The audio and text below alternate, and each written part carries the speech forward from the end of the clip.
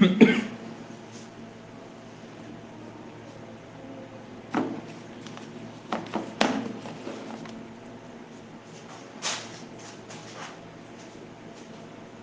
दोस्तों आज का अपना जो टॉपिक है वो क्षेत्रमिति चल ही रहा था, आपको पता ही है। और क्षेत्रमिति में हमने आयत के बारे में अच्छे से पढ़ लिया था।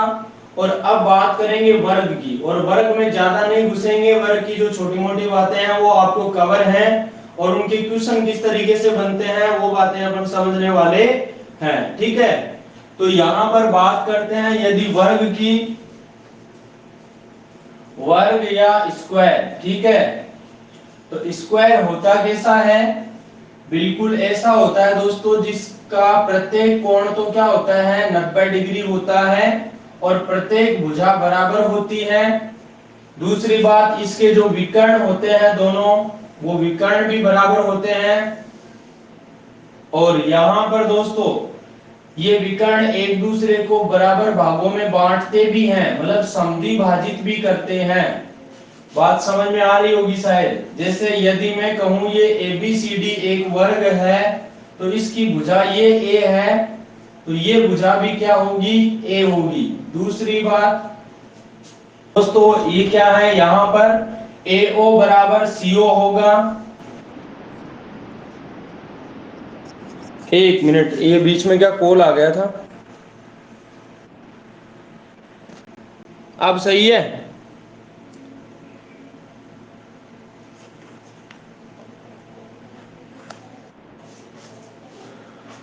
अब देखिए दोस्तों आगे, AO बराबर CO, और दूसरा क्या आ गया, BO बराबर DO। यानी विकर्ण एक दूसरे को क्या करेंगे, समद्विभाजित भी करेंगे। ये बात हुई विकर्णों की। और इसके अलावा दोस्तों यहाँ पर यदि मैं परिमाप क्षेत्रफल के बारे में बात करूं, तो यहाँ पर देखो ये 1 नंबर, 2 नंबर, 3 नंबर और 4 नंबर, ये जो चारों त्रिभुज है ना, इन चारों त्रिभुजों का क्षेत्रफल बराबर होगा। यानी कि एरिया त्रिभुज नंबर 1 बराबर एरिया त्रिभुज नंबर 2, एरिया 3 नंबर का और एरिया 4 नंबर का। इन चारों का त्रिभुजों का एरिया बराबर होगा। और दूसरी बात, इनका जो एरिया होगा ना, वो पूरे वर्ग का 1/4 होगा। यानी वर्ग का बट्टा कितना होगा, 4 होगा। ये बात शायद समझ में आ गई होगी। अब दोस्तों यदि मैं बात करता हूं वर्ग में किसकी, परिमाप की, कि वर्ग का जो परिमाप है वो क्या होता है, तो परिमाप तो होता है दोस्तों क्या, 4 गुणा भुजा। भाई सीधी सी बात है, भुजा भुजा भुजा भुजा, चारों भुजाओं को जोड़ दो तो 4 बार भुजाएं आ जाएंगी। दूसरी बात करूं इसके एरिया या क्षेत्रफल की, तो क्षेत्रफल क्या होगा, क्षेत्रफल होगा लंबाई गुणा चौड़ाई, मतलब A गुणा A, तो A का स्क्वायर हो जाएगा भुजा का स्क्वायर। तीसरी बात करूं इसके विकर्ण की, तो विकर्ण जो है दोस्तों, इस विकर्ण का मान क्या होगा, विकर्ण का मान होगा √2 गुणा भुजा। क्यों होगा, क्योंकि देखो कर्ण का स्क्वायर बराबर क्या होता है, आधार का स्क्वायर प्लस लंब का स्क्वायर, यानी A का स्क्वायर प्लस A का स्क्वायर, तो 2A स्क्वायर हो जाएगा। और जब आप 2A स्क्वायर का रूट करोगे तो कर्ण का मान आएगा, तो ये √2 रह जाएगा, और A का स्क्वायर है उसका रूट करोगे तो क्या बन जाएगा, A बन जाएगा। शायद इतनी बात सभी लोगों के क्लियर है।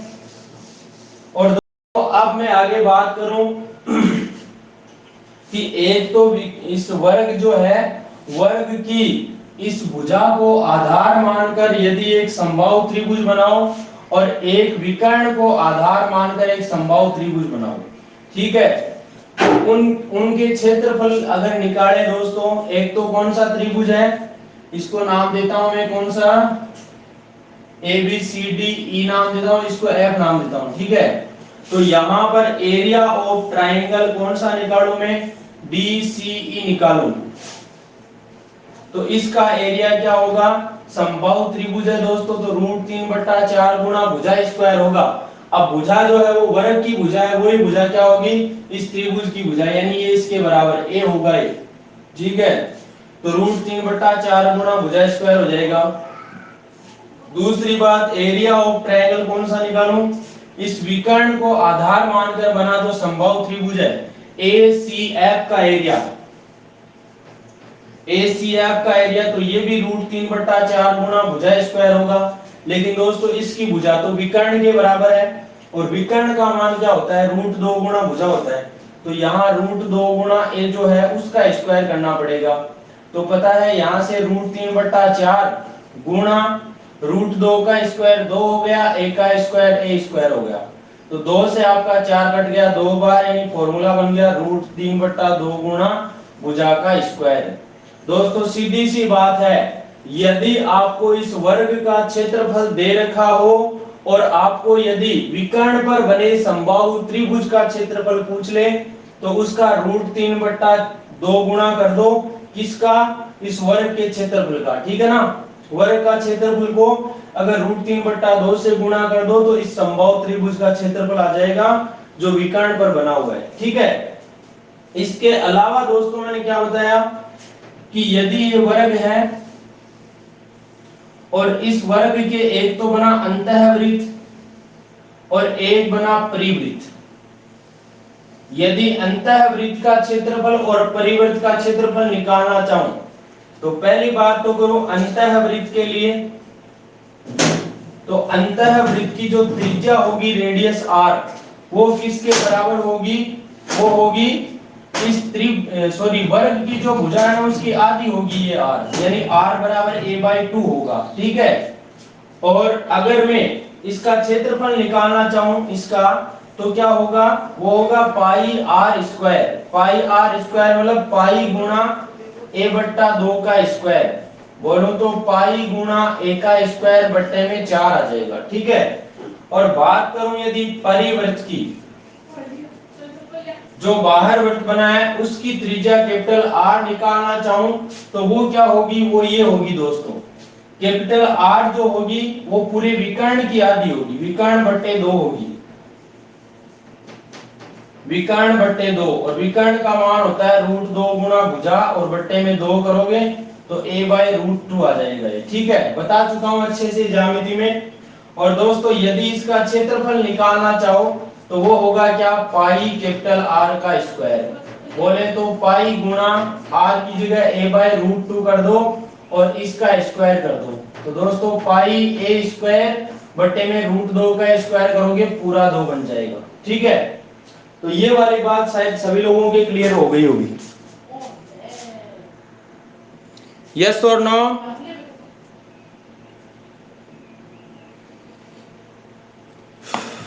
बहुत गर्मी है आज तो।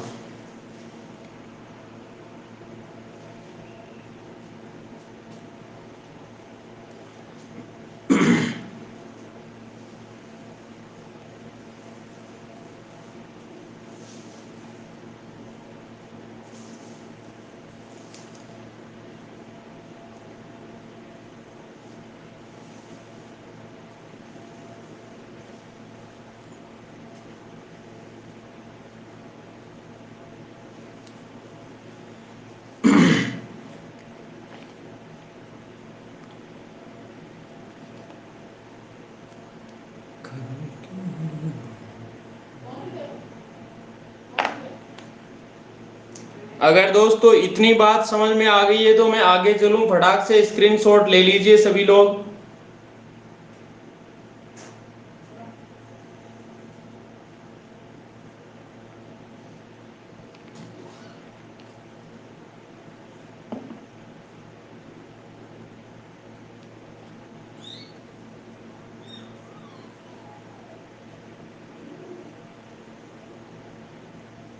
BD बराबर DO नहीं है भाई, ये BO बराबर DO है, BO बराबर DO है।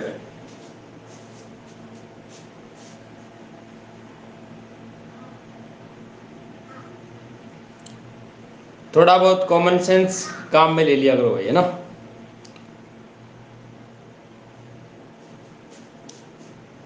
अब दोस्तों अगली बात अगली बात यहां पर क्या बता रहा हूं मैं कि जो विकर्ण है, इस विकर्ण को यदि आधार मान के मैं वर्ग बनाऊं, यानी विकर्ण के ऊपर एक ऐसा वर्ग बना दूं जो विकर्ण की भुजा के, भाई इसकी सारी भुजाएं विकर्ण के बराबर हो, ठीक है।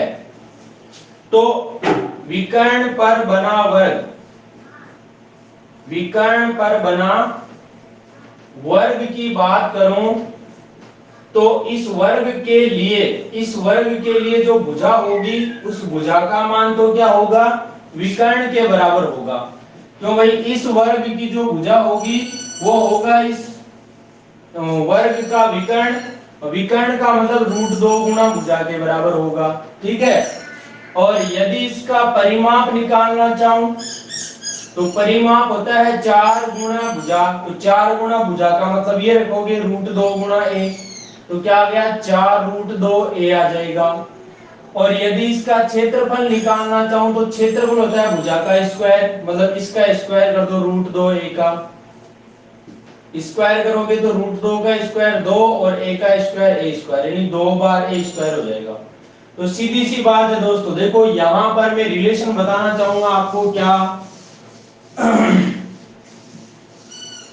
यदि आपको, यदि आपको वर्ग की भुजा दे रखी है, ठीक है, वर्ग की भुजा आपको a दे रखी है, और आपको यदि क्या पूछे कि इसके विकर्ण पर बने वर्ग का क्षेत्रफल पूछे, विकर्ण पर बने वर्ग का क्षेत्रफल पूछे, बने वर्ग का क्षेत्रफल, तो वर्ग का क्षेत्रफल तो क्या आया 2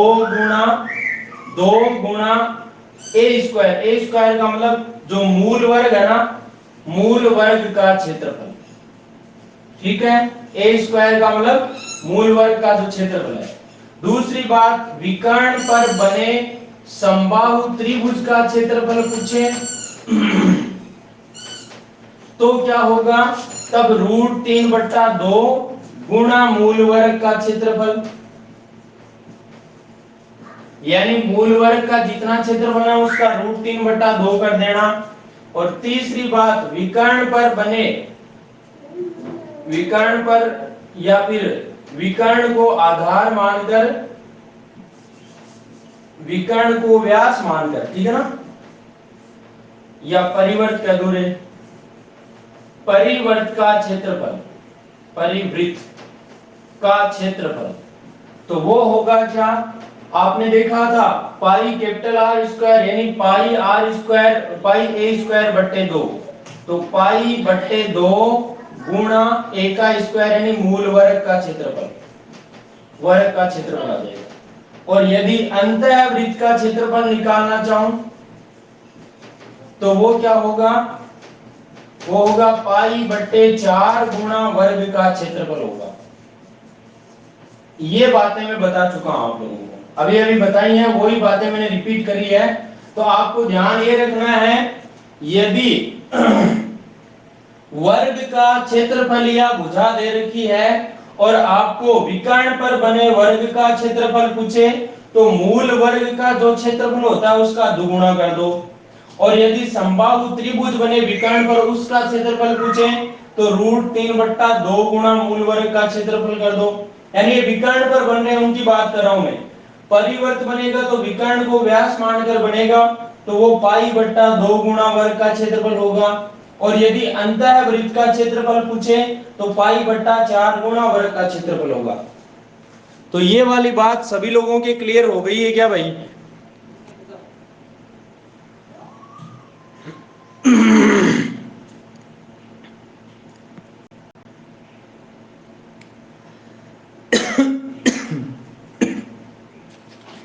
यस और नो में जवाब दीजिए सभी लोग फटाक से।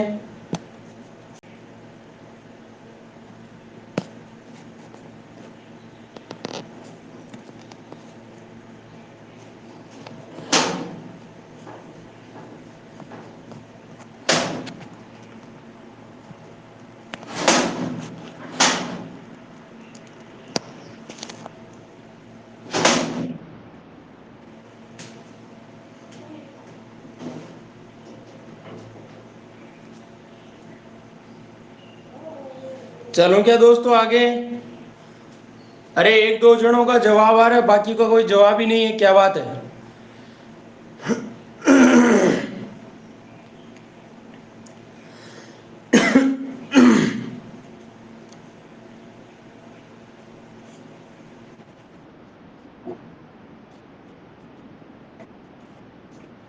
हैं?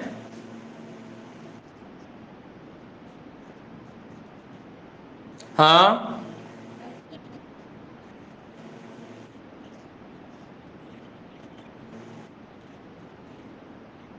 ये जो मूल वर्ग है ना, मूल वर्ग,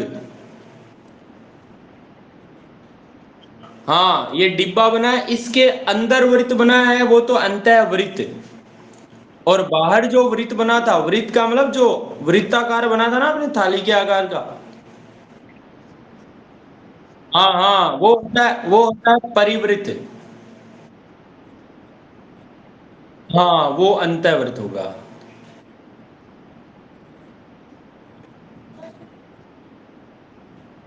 नहीं, गुणा करना है, पाई बट्टा 2 गुणा वर्ग का क्षेत्रफल, यानी आप डायरेक्ट कर सकते हो इससे। बाकी तो मैंने बता दिया आप लोगों को, कॉन्सेप्ट तो समझा ही दिया है कि नहीं। अभी क्वेश्चन आएगा, इसके माध्यम से और अच्छे से क्लियर हो जाएगा, क्यों। चलिए दोस्तों, चलते हैं आगे। क्या हुआ। हाँ, अब देखो एक बात और बता दूं आपको,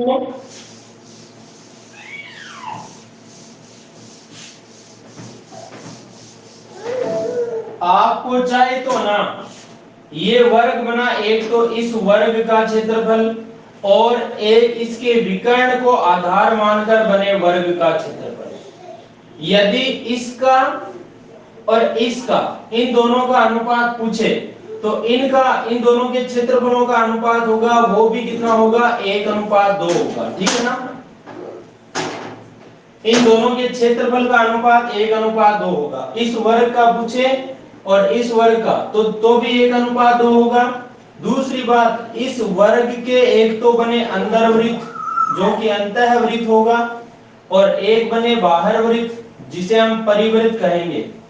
यदि इन दोनों का अनुपात पूछे, अंदर वाले वृत्त का और बाहर वाले वृत्त का, तो वो भी कितना होगा, 1:2 होगा। किसकी बात कर रहा हूं मैं, क्षेत्रफल की बात कर रहा हूं, ठीक है। अंतःवृत्त और परिवृत्त का क्षेत्रफल का अनुपात भी 1:2 होगा, और वर्ग और विकर्ण पर बने वर्ग के क्षेत्रफल का अनुपात भी 1:2 होगा।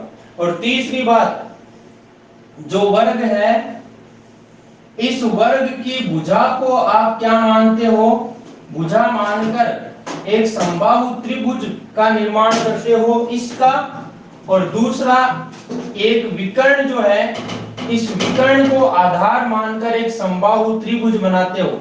जैसे ये वाला, इस तीनों भुजाएं बराबर है, इन दोनों के क्षेत्रफलों का अनुपात, यानी इसका और दोस्तों इसका, इन दोनों का अनुपात पूछे तो वो भी कितना होगा, 1:2 होगा। ये वाली बात आप लोगों के समझ में आई कि नहीं आई।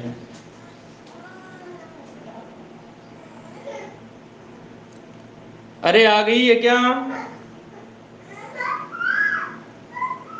यस और नो।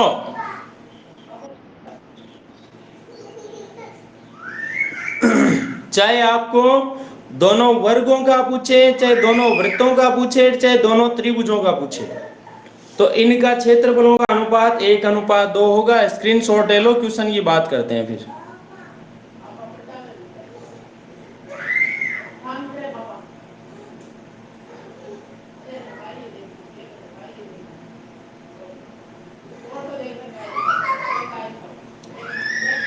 अब देखिए दोस्तों, क्वेश्चन बनाता हूं यहां पर मैं।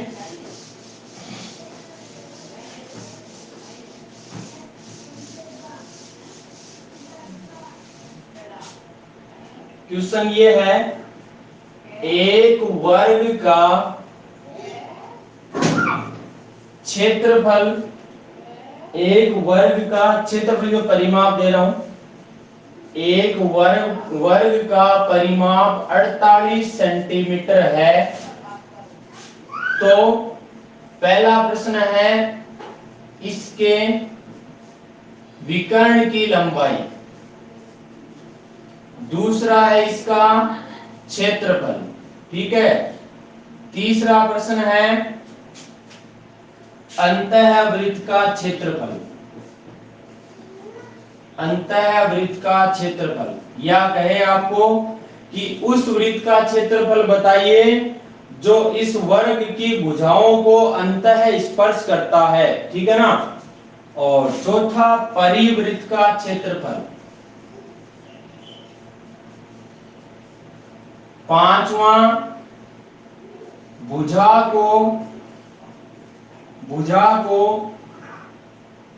आधार मानकर बने समबाहु त्रिभुज का क्षेत्रफल। छठवां सवाल है विकर्ण को आधार मानकर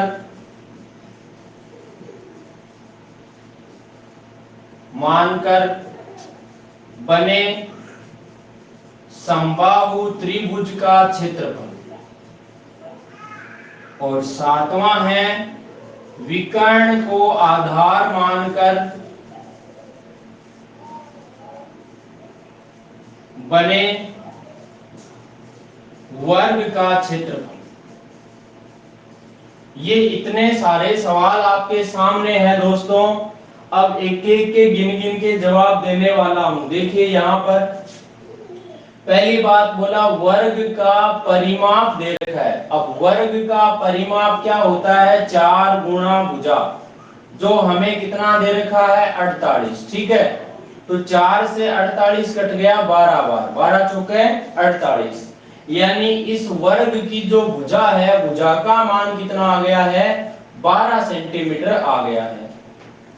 अब दोस्तों यदि इसके विकर्ण की लंबाई पूछे, यानी पहला सवाल यदि आपको कोई पूछे तो विकर्ण क्या होता है? √2 गुणा भुजा होता है। तो √2 गुणा भुजा कर दो, मतलब 12 गुणा √2 हो जाएगा, 12 √2 सेंटीमीटर हो जाएगा।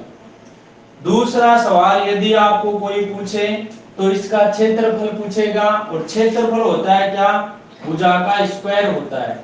यानी भुजा कितनी आई? 12। 12 का स्क्वायर कर दो, कितना आ जाएगा? 144 सेंटीमीटर स्क्वायर आ जाएगा। यदि आपसे कोई तीसरा सवाल पूछे, तीसरा सवाल होता है अंतःवृत्त का क्षेत्रफल। और दोस्तों अंतःवृत्त का क्षेत्रफल का मैंने अभी अभी बताया था, क्या होता है? पाई बट्टे 4 गुणा ए स्क्वायर होता है। मतलब पाई बट्टे 4 गुणा भुजा का स्क्वायर, मतलब कितना? 144 आ जाएगा। 4 से काट दो रे, 4 3 12, 2 बचा, 4 6 24, यानी 36 पाई सेंटीमीटर स्क्वायर आ जाएगा। और यदि इस बात को ऐसे सीधा न करके आप ऐसे करो कि भाई यहां पर ये वृत्त बना, और इस वृत्त का यदि क्षेत्रफल निकालना हो तो वृत्त का क्षेत्रफल क्या होता है? पाई आर स्क्वायर होता है। ठीक है, तो आर का मान निकालेंगे। अपने को पता है कि इस वर्ग की भुजा कितनी है? 12 है। 12 है तो यहाँ आर का मान क्या हो जाएगा? 6 ही हो जाएगा। तो सीधी सी बात है, पाई गुणा 6 का स्क्वायर कर दो, तो 6 का स्क्वायर 36, यानी 36 पाई आपका क्या आ जाएगा? आंसर आ जाएगा। और इसी तरीके से आएगा। ठीक है। सवाल नंबर 4 यदि आपसे कोई पूछे कि परिवृत्त का क्षेत्रफल, तो परिवृत्त का क्षेत्रफल मतलब ये जो बाहर वृत्त बना, इसकी त्रिज्या निकालनी पड़ेगी। त्रिज्या का मतलब कैपिटल आर का मान निकालना पड़ेगा। और आर का मान निकालोगे तो आर क्या होगा? विकर्ण का आधा होगा। आर होगा विकर्ण का आधा। ठीक है, तो यहां पर चाहो तो आप फॉर्मूला डायरेक्ट लगा दो, पाई बट्टे 2 का गुणा ए स्क्वायर। तो पाई बट्टे 2 गुणा ए स्क्वायर का मतलब भुजा का स्क्वायर का मान कितना? 144। तो 2 से 144 कट गया कितनी बार? 2 7 14। और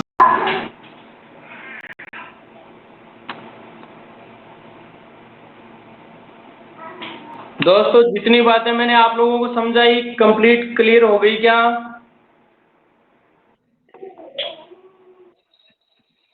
अरे चाय नहीं, कॉल आ गया था यार एक। ये इतनी बातें सभी को समझ में आ गई क्या?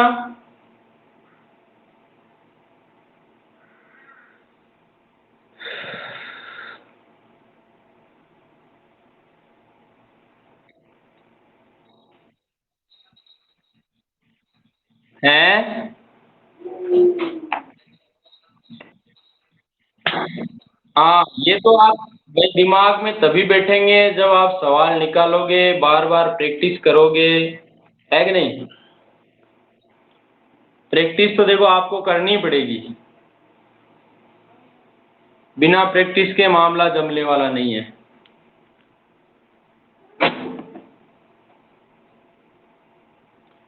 तो दोस्तों चलते हैं अगले सवाल की ओर।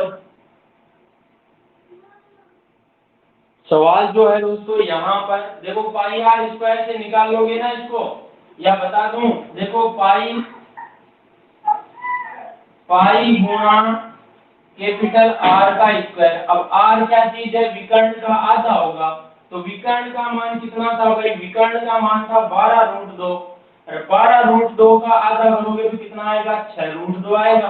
तो यहाँ आर का मान होगा, आर का मान होगा 6√2। ठीक है, तो 6√2 का तो स्क्वायर करना पड़ेगा। तो सीधी सी बात है, पाई गुणा 6 का स्क्वायर 36, √2 का स्क्वायर 2, तो 36 गुणा 72, यानी 72 पाई बन जाएगा इसका क्षेत्रफल। चाहे कैसे भी कर लो, दोनों तरीके आप लोगों को बता चुका हूँ। ठीक है, सवाल नंबर 5 कहता है भुजा को आधार मानकर बने समबाहु त्रिभुज का क्षेत्रफल। ठीक है, तो यहाँ पांचवा सवाल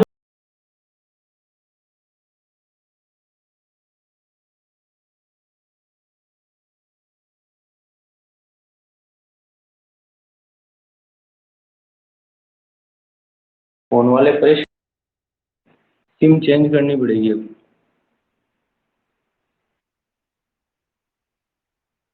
देखिए दोस्तों, 3/4 गुणा भुजा का स्क्वायर, मतलब 3/4 गुणा भुजा का स्क्वायर। भुजा कितनी है? 12, 12 का स्क्वायर 144। तो 144 को 4 से काट दो, 4 3 12, 2/24, 4 यानी 36√3 सेंटीमीटर स्क्वायर आ जाएगा इसका क्षेत्रफल। सवाल नंबर 6 कहता है बताइए कि विकर्ण को आधार मानकर बने समबाहु त्रिभुज का क्षेत्रफल। तो 6वें सवाल का जो त्रिभुज बनेगा उसका होगा √3/2 गुणा भुजा स्क्वायर।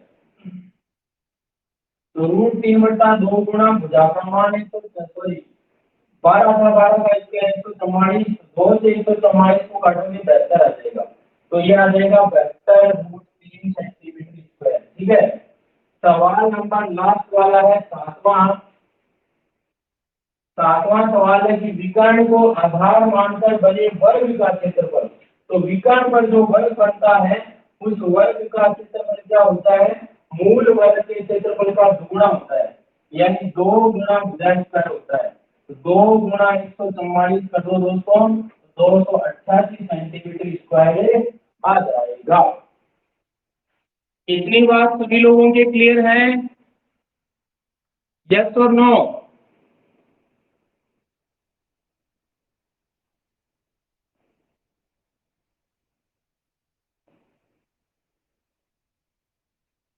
और ये बात मैं ज्यामिति में बहुत अच्छे से करवा भी चुका हूं, लेकिन फिर भी क्षेत्रमिति पढ़ाने के नाते मैं आपको अच्छे से और कवर करवा रहा हूं ताकि आप लोगों की समस्या नहीं आए मेरे दोस्तों। क्यों रे भाई, सही बात है कि गलत बात है?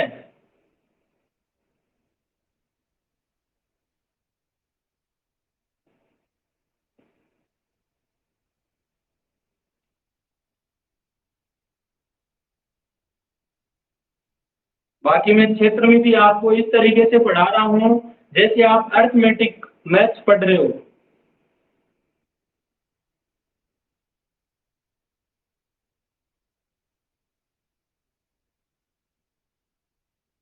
क्योंकि कॉन्सेप्ट जब दिमाग में घूम जाता है ना, तो फिर समस्या खत्म हो जाती है। क्योंकि मैंने हर चीज को क्लियर किया है कि भाई कौन सा कॉन्सेप्ट कैसे बना हुआ है, किससे जुड़ा हुआ है। तो वो बात अगर आपके समझ में आ गई है ना, तो दोस्तों कहीं रुकने वाले नहीं हो आप। आपके कोई भी सवाल आ जाए तो आप फटाफट उसका डायग्राम पकड़ लोगे, या सवाल क्या कहना चाह रहे हैं ये बात समझ जाओगे आप। और ये बात जो बंदा समझ गया उसके बेड़े पार है भाई, कोई रोकने वाला नहीं आपको।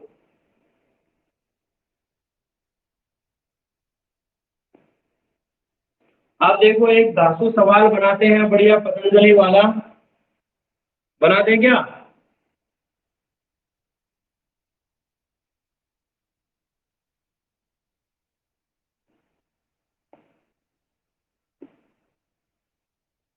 तो देखिए दोस्तों ध्यान से,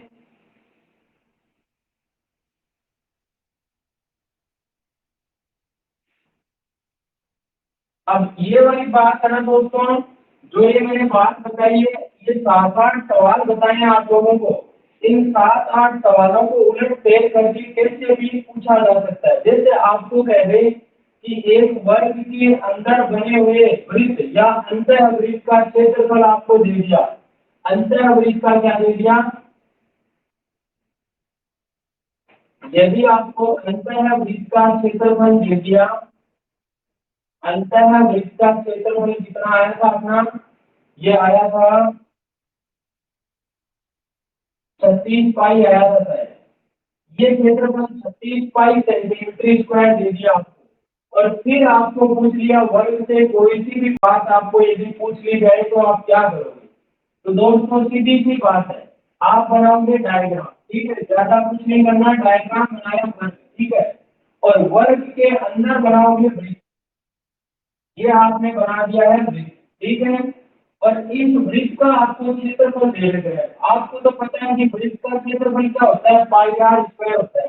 अब इसका क्षेत्रफल पाई आर स्क्वायर होता है, जो 36 पाई के बराबर दे रखा है। तो पाई से पाई डायरेक्ट काट दिया, और आर स्क्वायर बराबर यदि 36 है तो आर बराबर क्या आ जाएगा? 6 आ जाएगा।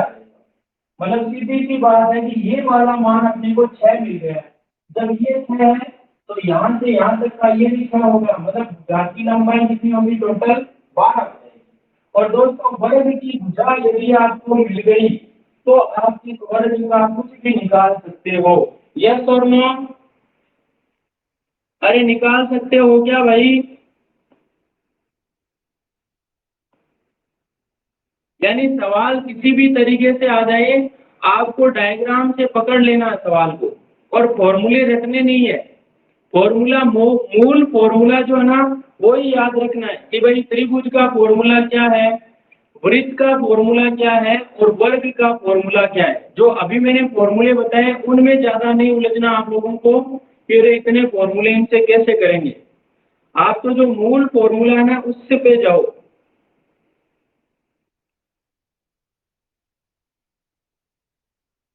मूल फॉर्मूले का मतलब वृत्त का नाम दिया तो वृत्त वाला फॉर्मूला ही लगाओ पहले। क्यों ही वर्ग में वर्ग से वृत्त में क्यों जाते हो, कहीं कंफ्यूज हो जाओगे।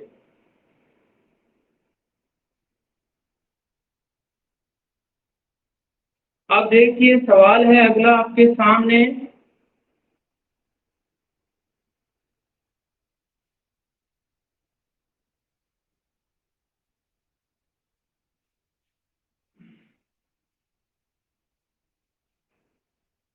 सवाल ये है दोस्तों, एक वर्गाकार मैदान, वर्गाकार मैदान के विकर्ण को आधार मानकर, विकर्ण को आधार मानकर मानकर बने समबाहु त्रिभुज का क्षेत्रफल, समबाहु त्रिभुज का क्षेत्रफल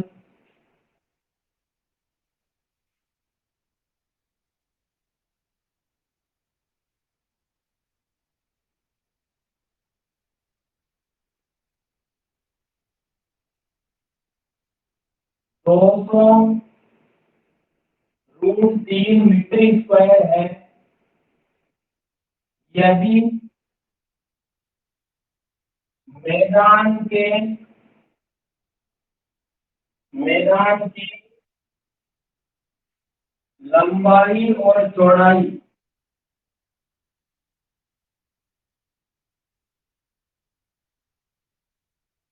के समानांतर या समांतर बीचों बीच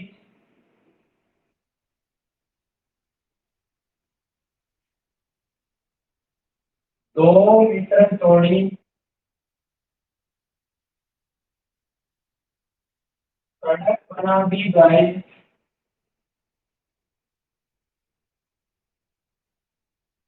तो उस सड़क का क्षेत्रफल क्या होगा।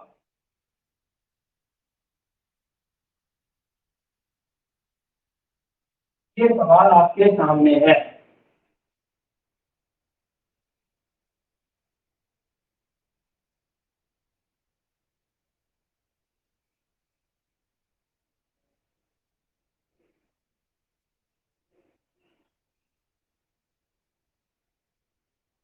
बात समझ में आ गई है क्या सवाल की।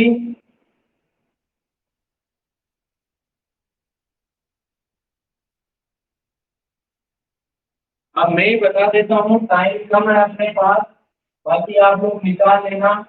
पहली बात, एक वर्गाकार मैदान के विकर्ण को आधार मानकर, तो पहला काम है वर्गाकार मैदान बनाना, ठीक है। और इसके विकर्ण को आधार माना है, इसके विकर्ण को क्या माना है, आधार माना है। और आधार मानकर एक समबाहु त्रिभुज बनाया।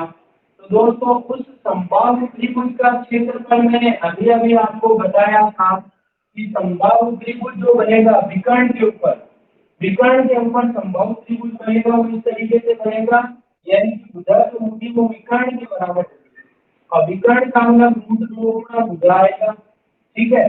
यानी इसकी भुजा यदि ए है तो विकर्ण जो होगा वो 2 गुना भुजा होगा। और इस त्रिभुज का क्षेत्रफल निकालना चाहूं तो क्षेत्रफल क्या आएगा, त्रिभुज का क्षेत्रफल आएगा √3/4 गुणा विकर्ण का स्क्वायर, मतलब √2 ए का स्क्वायर, ठीक है। तो कहने का मतलब है √3/4 गुणा √2 का स्क्वायर 2 और ए का स्क्वायर, तो ये स्क्वायर हो जाएगा। और मैं सीधा बताया था मैंने क्या, ये 2 से 2 कट जाएगा, 4 कट जाएगा 2 बार। और मैंने कहा था कि विकर्ण को आधार मानकर बने समबाहु त्रिभुज का क्षेत्रफल √3/2 गुणा भुजा स्क्वायर होता है। लेकिन मैंने उस तरीके से नहीं बताया, मैंने बिल्कुल बेसिक से बता दिया आपको। मैंने 2 लाइनें और जोड़ दी, कुछ नहीं लिया। अगर आपको याद रहता है तो वो बात डायरेक्ट काम में लिख सकते हो। और ये किसके बराबर होगा, ये 200√3 के बराबर होगा। कहने का मतलब है √3 से √3 कट जाएगा, घटना वाला दूसरा रहेगा इसके गुणा में, तो यहाँ बचेगा ए का स्क्वायर बराबर 200 का गुणा कितना 400। जब ए का स्क्वायर बराबर 400 है तो ए का मान क्या आ जाएगा 20 आ जाएगा, क्योंकि 20 गुणा 20 होता है 400। तो कहने का मतलब ये हुआ कि भुजा का मान 20 आ जाएगा। अब दोस्तों भुजा का मान 20 आ जाएगा, ये भी 20, ये भी 20, तब भुजा 20, ठीक है। अब क्या कहा, यदि मैदान की लंबाई और चौड़ाई के समानांतर बीचों बीच 2 मीटर चौड़ी सड़क, ठीक है। अब लंबाई जो थी वो 20 थी, इसके समानांतर में एक बीचों बीच पट्टी निकाली 2 मीटर की, और इसी तरीके से चौड़ाई के समानांतर के बीचों बीच 2 मीटर की पट्टी निकाली। अब दोस्तों आपको यदि कोई कहे कि इस सड़क का क्षेत्रफल निकालिए, तो आप डायरेक्टली क्या करोगे, इस पट्टी का क्षेत्रफल निकालोगे और इस पट्टी का, पहले तो इसका निकालोगे और बाद में इसका निकालोगे। तो इसकी लंबाई 20 है, चौड़ाई 2 है, तो 20 गुणा 2 प्लस दूसरी वाली पट्टी है, इसकी लंबाई भी 20 और चौड़ाई 2, ये भी 20/2 की है। लेकिन आप जब ये निकाल रहे थे तो आपका ये वर्ग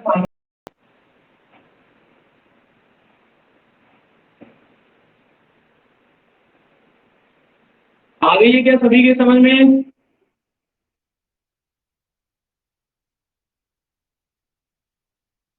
किसी के कोई दिक्कत है।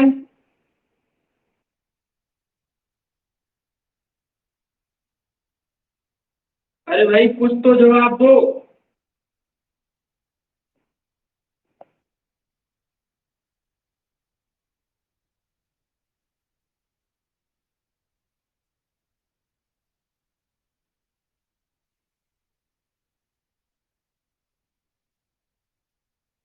मतलब किसी के भी दिक्कत नहीं है, और दिक्कत नहीं है तो दोस्तों फटाक से स्क्रीनशॉट ले लीजिए। एक सवाल और करवाऊंगा वर्ग का।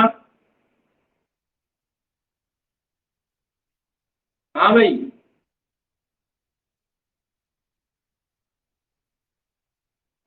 एक मिनट रुकना, आप बोलिए।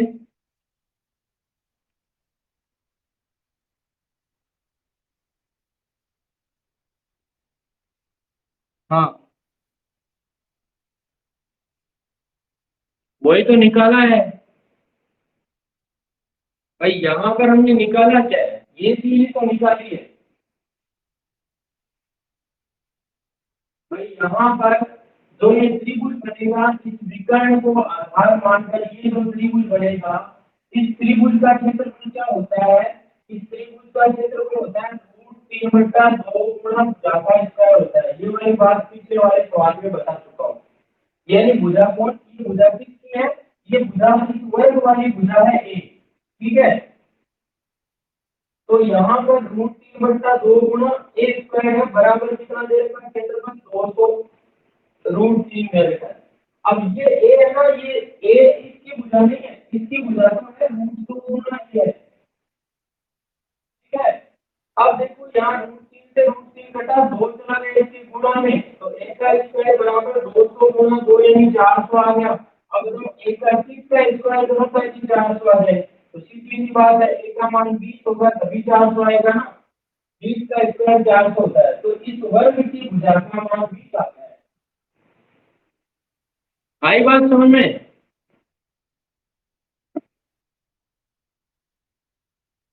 अब भी सही नहीं आ रही क्या आवाज?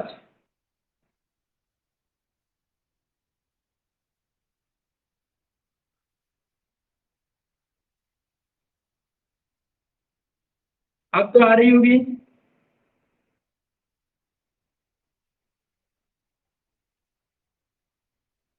किसी ने स्पीकर ऑन कर रखा होगा वैसे।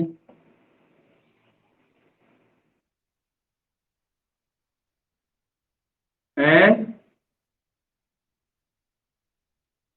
एक मिनट रुको।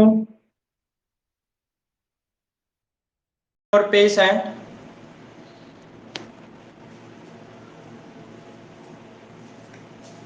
सवाल ये है और अच्छा वाला सवाल है, ठीक है। क्या हुआ?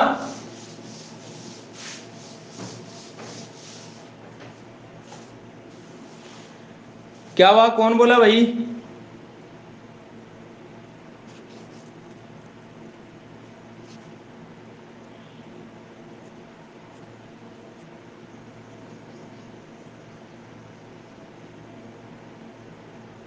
चलूं आगे फिर? आगे चलना है तो फटाक से नेक्स्ट डालिए कमेंट में।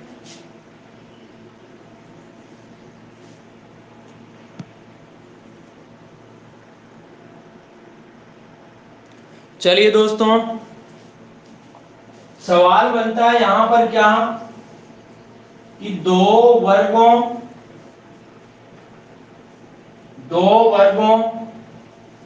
के क्षेत्रफलों का अंतर, दो वर्गों के क्षेत्रफलों का अंतर, क्षेत्रफलों का अंतर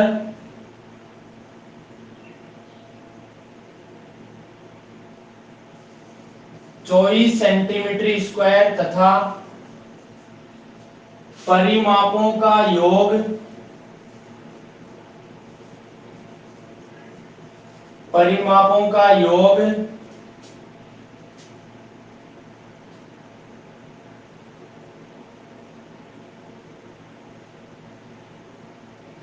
48 सेंटीमीटर है। तो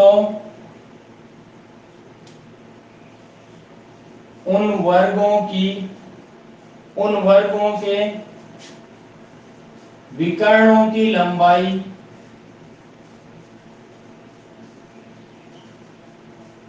क्रमशः क्या होगी, विकर्णों की लंबाई क्रमशः क्या होगी।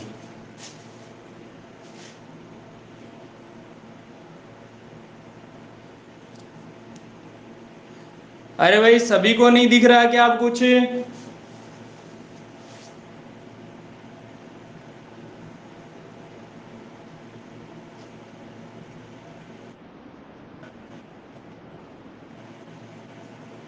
क्या बता, विक्रम जी का मैसेज है, दिख नहीं रहा कुछ भी।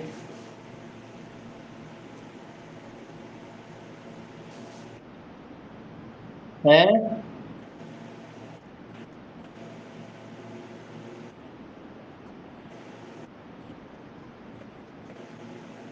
अभी क्लियर दिख रहा है ना? बढ़िया।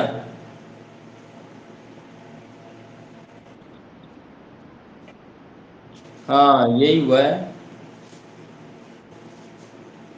भाई इधर से इश्यू होता हो तो मुझे पता पता चल जाता है।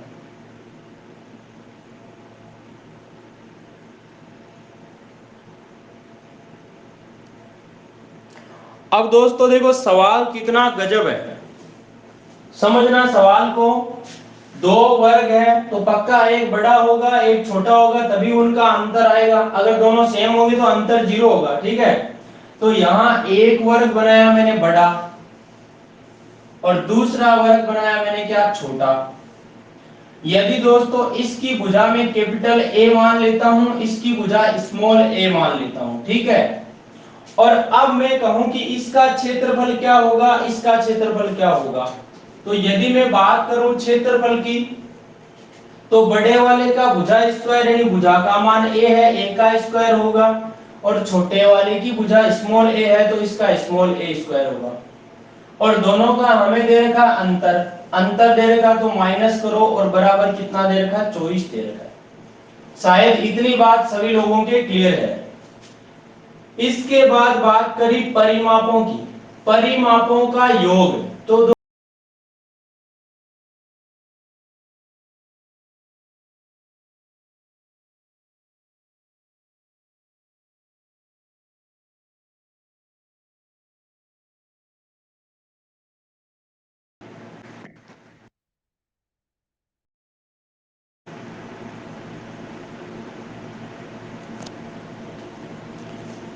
परिमाप क्या होता है, 4 गुना भुजा, और छोटे वाले की भुजा स्मॉल ए है तो इसका 4 गुना स्मॉल ए हो जाएगा।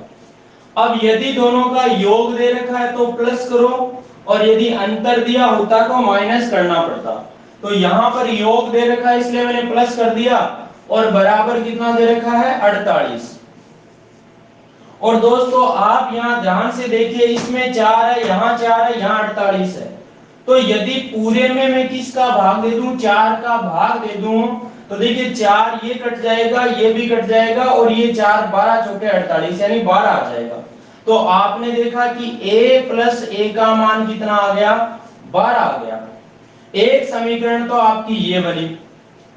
अब दोस्तों ये वाली जो छुपा रुस्तम बात है ना, इसको समझना। देखो ए स्क्वायर माइनस ए स्क्वायर, आपने एक फॉर्मूला पढ़ा होगा, ए का स्क्वायर माइनस बी का स्क्वायर। ये क्या होता है, ए प्लस बी गुणा ए माइनस बी होता है। तो यहां भी सोच लीजिए, ये ए है और ये बी है, ये बड़ा वाला ए है, तो यहां पर ए स्क्वायर माइनस बी स्क्वायर तो क्या होगा, ए प्लस बी इंटू ए माइनस बी बराबर 24 आ रखा है, ठीक है। अब a प्लस ए का मान समीकरण से कितना आ रहा है, 12 आ रहा है। तो 12 गुणा a माइनस ए बराबर कितना आ रहा है, 24। तो आपने देखा 12 से 24 कट जाएगा 2 बार। तो समीकरण एक जो थी उससे हमने इसका मान पुट कर दिया था 12, और a माइनस ए का मान आ गया 2। अब दोस्तों ध्यान से देखिए, इसको समीकरण 2 दे देता हूं मैं, ठीक है। अब समीकरण एक जो है वो a प्लस ए बराबर कितना है, 12 है, एक बार मैंने इसको लिख दिया। और दूसरा a माइनस ए बराबर 2 है, इसको भी मैंने यहाँ इसके नीचे लिख दिया बराबर 2, ठीक है। अब यदि दोनों समीकरणों को आप जोड़ोगे तो प्लस का a से माइनस का a कट जाएगा, a और a कितना a हो जाएगा, 2a बराबर 12 में 2 जुड़ा कितना आ जाएगा, 14। तो 2 से आपका 14 कट जाएगा 7 बार। सॉरी ये बड़ा वाला a आएगा यहाँ पर। तो एक का मान आ गया है 7, यानी बड़े वर्ग की जो भुजा है वो 7 आ गई है दोस्तों। अब यदि छोटे वर्ग की भुजा पूछे तो समीकरण 1 या 2 में किसी में भी मान रख दो आप। तो आपने देखा कि a प्लस ए बराबर 12 है, यदि बड़े a का मान 7 है तो बताओ 7 में कितना जोड़ूं ताकि 12 हो जाए। तो आप कहोगे सर इसमें तो हम 5 जोड़ेंगे ना तब 12 होगा। मतलब छोटे वाले वर्ग की भुजा है वो कितनी आ जाएगी, 5 आ जाएगी। अब दोस्तों वर्गों के विकर्णों की लंबाई यदि पूछे तो बड़े वाले का विकर्ण जो होगा वो क्या होगा, √2 गुणा भुजा, यानी 7 है भुजा तो 7 गुणा √2 यानी 7 √2 आ जाएगा। और छोटे वाले का विकर्ण जो आएगा √2 गुणा भुजा यानी 5 √2 आ जाएगा। दोनों के विकर्णों की लंबाई में निकाल चुका हूं। ये वाली बात सबके क्लियर है क्या? लाइट चली गई है, आंधी आ गई है, अरे भाई बात समझ में आ गई क्या?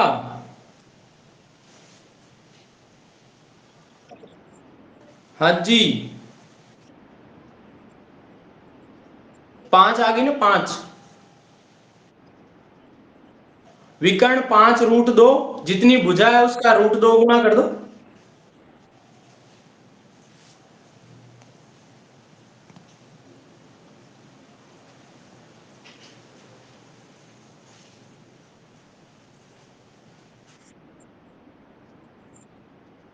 है ना? तो कुल मिला के बात ये कॉन्सेप्ट क्लियर होना चाहिए आप लोगों के। अब यदि आपको यहां पर कह दिया जाता है, देखो दोस्तों एक बात और बता दूं, जब थोड़ा सा टाइम और है हमारे पास, टाइम तो वैसे ज्यादा हो गया, लेकिन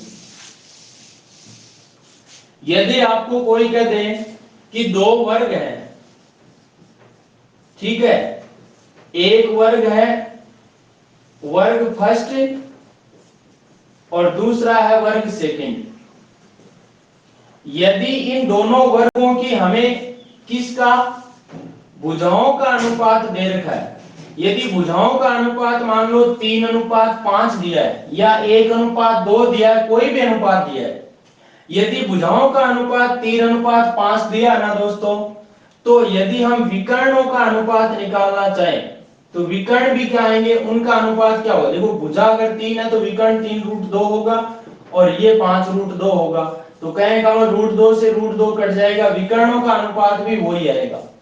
और यदि परिमाप का अनुपात निकालना चाहें तो परिमाप क्या होता है, 4 गुणा भुजा यानी 4 गुणा 3 और ये 5 गुणा 4 गुणा 5 आ जाएगा, 4 गुणा भुजा, तो 4 से 4 कटा, वापस क्या आ गया 3:5।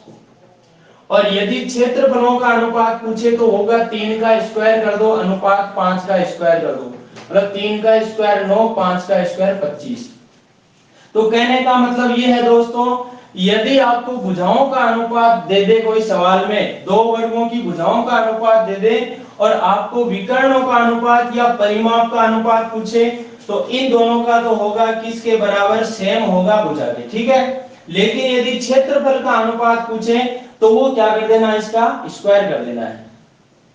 शायद मेरी बात क्लियर हो गई होगी। यस और नो? समझ में आ गई है क्या बात?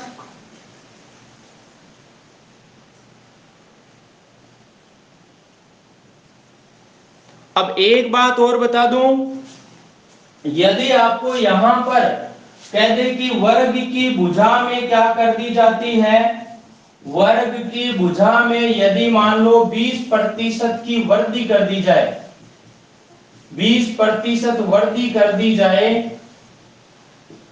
तो पहली पहली बात पूछेगी विकर्ण पर क्या प्रभाव पड़ेगा, दूसरा परिमाप पर क्या प्रभाव पड़ेगा, और तीसरा क्षेत्रफल पर क्या प्रभाव पड़ेगा, ठीक है।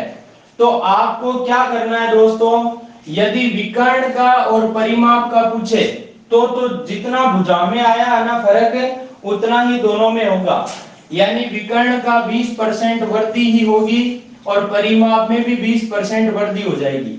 लेकिन यदि क्षेत्रफल में पूछे तो क्या करना है, क्षेत्रफल के लिए आपको कर देना है दोस्तों क्या, ये 20 है, इसको 2 बार लिख देना है, जोड़ देना 20 + 20 और फिर कर देना है 20 गुणा 20 और बट्टा में लगा देना है 100, ठीक है।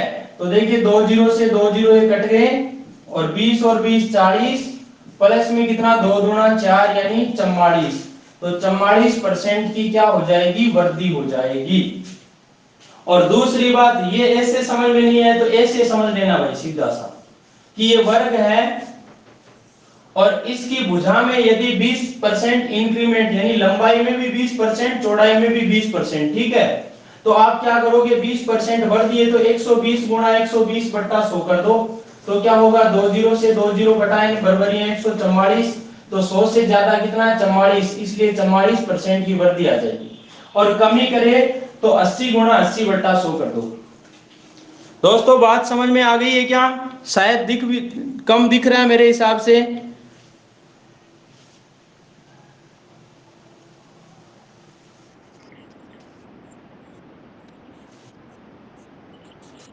विकर्ण देखो, जितनी भुजा में वृद्धि हुई है ना उतनी ही विकर्ण में वृद्धि होगी, जितनी भुजा में कमी है उतनी ही, देखो मैंने अभी ऊपर वाली बात बताई है ना कि भुजा यदि भुजाओं का अनुपात 3:5 है तो विकर्णों का अनुपात भी 3:5 होगा, परिमाप का अनुपात भी कितना होगा, 3:5। उसी तरीके से आपकी जो जितने परसेंट की वृद्धि कमी की जाए भुजा में करी जाए उतनी विकर्ण में होगी, उतनी परिमाप में होगी, लेकिन क्षेत्रफल में डिफरेंट होगा। आगे बात समझ में? ये आपका वर्ग कंप्लीट है। अब समांतर चतुर्भुज, समलंब चतुर्भुज और सम चतुर्भुज, उसके बाद पढ़ेंगे 3D। और आज के लिए इतना ही। क्या रे आप सभी के मौसम कैसा हो रहा है? सबके यहाँ तो बरसात हो रही है अच्छी वाली। बरसात क्या, आंधी आ रही है, बरसात तो नहीं हुई। क्या रीजनिंग की क्लास करें या नहीं करें? हैं?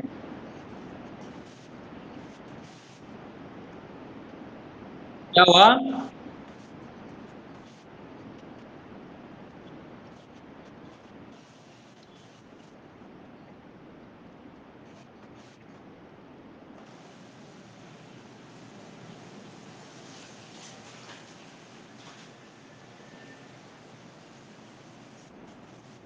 हाँ विक्रम जी बोलिए कुछ ना कुछ। हाँ स्टार्ट। वही तो बोल रहा हूँ कि करें कि नहीं करें, आपको पूछ रहा हूँ मैं।